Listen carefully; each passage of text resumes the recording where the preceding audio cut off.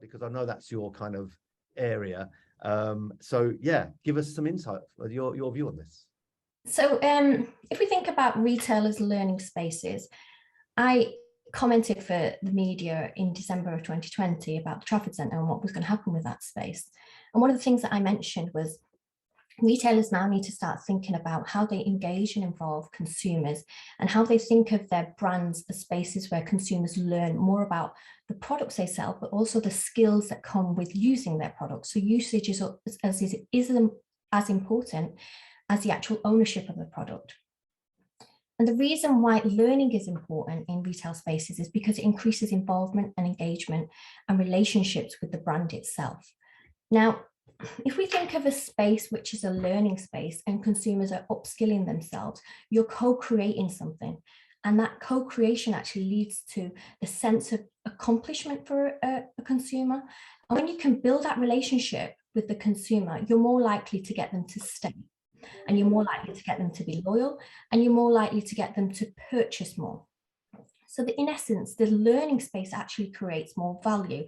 And you can see this in retail spaces. Apple has done this for years, where they've actually turned their space into a learning space, and they connect with not only the consumer, but the wider community, where they're actually bringing students in and children in from local schools and teaching them about coding and skills related to technology. Coding is not necessarily their area that they're selling their products in, but their products actually do involve coding, because you could use their products for that purpose.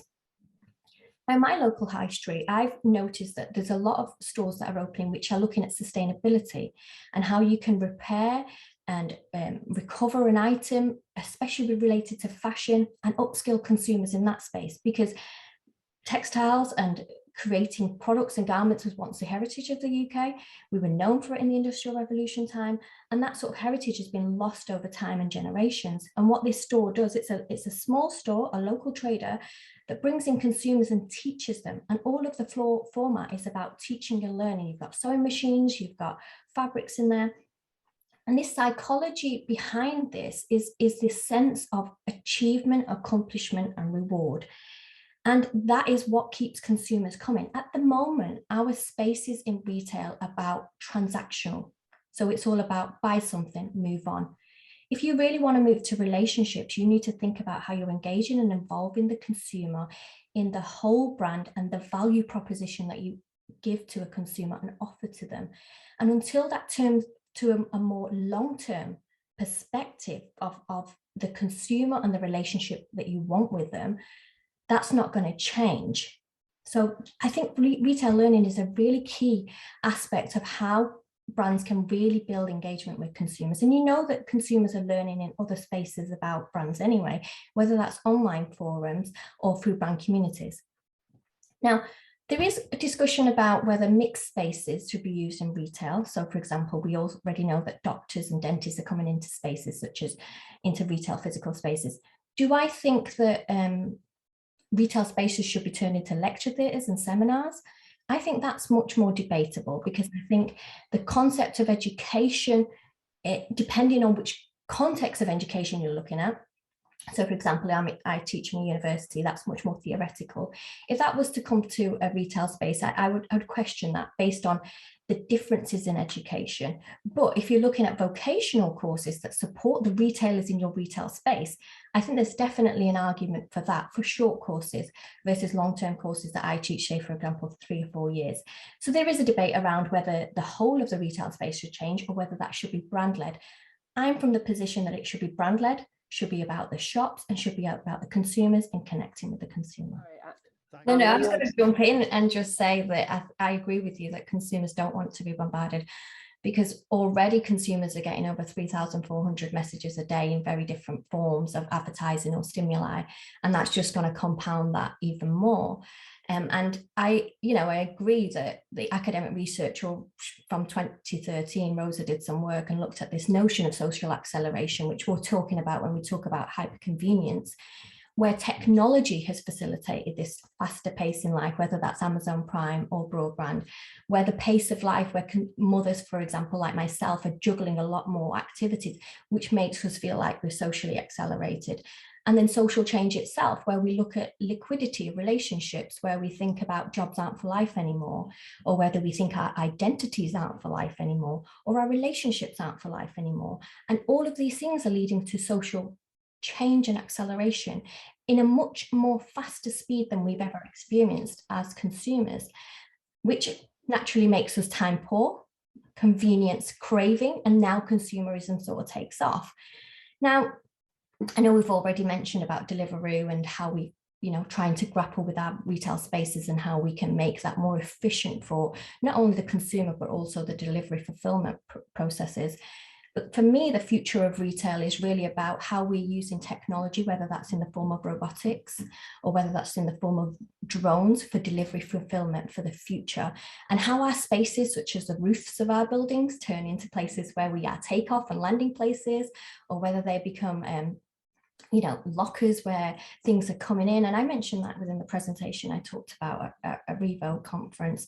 But I want to take that one step further, where I looked at a case recently from Gen UK. And what Gen UK do is overnight in-car boot deliveries to field workers.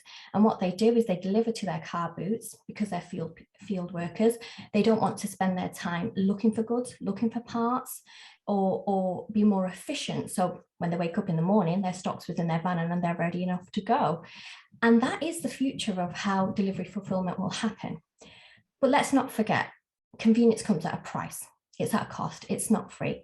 And as we walk into one of the most significant cost of living crises that we have ever witnessed, how many consumers are going to be thinking about the future of the delivery and having a robotic or a drone or an in-boot car delivery right now? My answer is, if you're talking about the next 18 to 24 months, that is simply not going to happen, because inflation, Goldman Sachs actually said yesterday, we're heading for 20% inflation.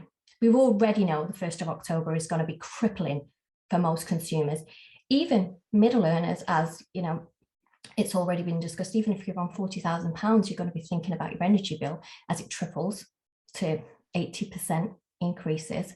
So what's the consumer really going to be thinking about? Well, the data tells us that already. We've already noticed that consumers are tapping less. They're using their credit cards less. They're using cash because once it's gone, it's gone. They're also standing at the checkouts and saying, once it gets to £30, I'm not interested anymore. Stop taking the bill. I want to stop shopping at that point. And what we noticed last week was gift card sales are rocketing as well. Why is that? Because it's easier to buy a gift card than it is to buy a product that might cost you more. You can budget.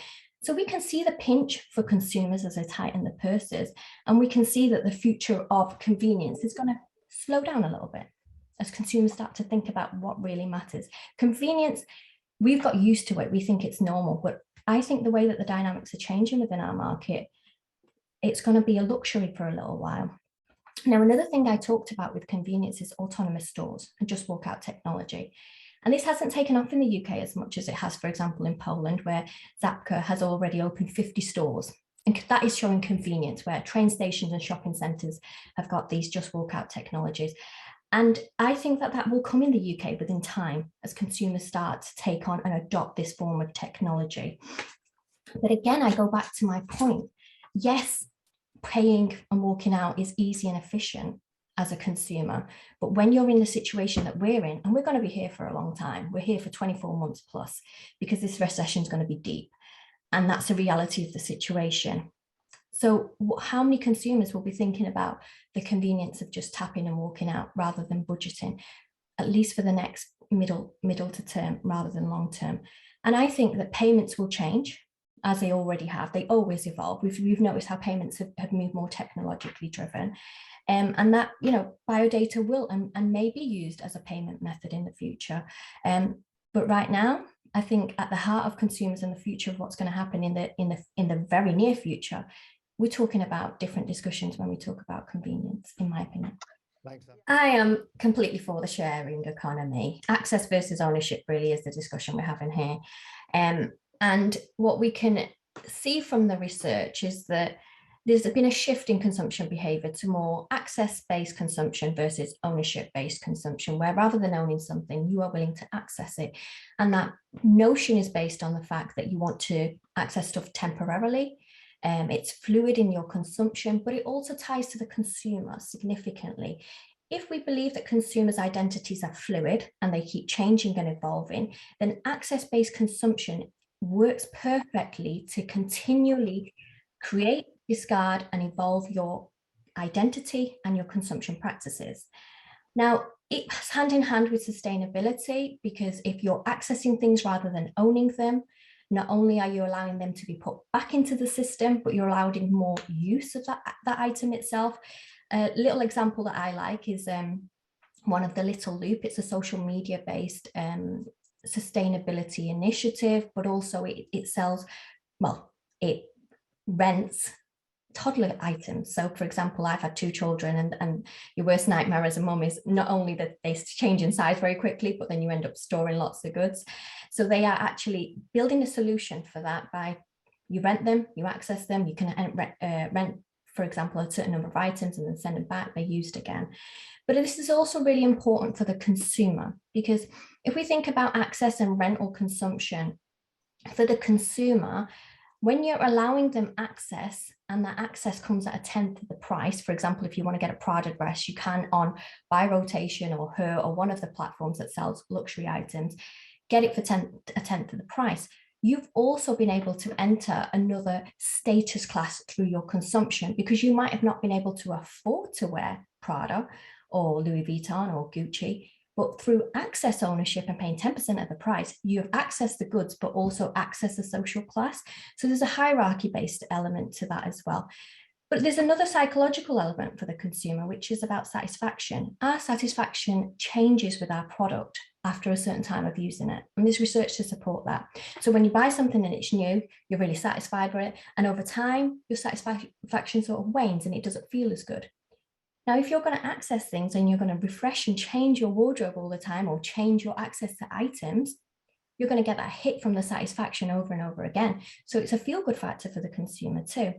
Now, if we think about product ownership, that's one way of access and ownership. There is already access through, online communities and channels such as that, to sharing of knowledge, sharing of skills, sharing of expertise. So we can see how access has changed, but I'm all for the sharing economy. I think it's a great way of changing consumption patterns. It's a new model of consumption. It is very, very lucrative. We know from the Airbnbs and Netflix of this world that it's a financial model that absolutely works. But yeah, all for it. Thank you.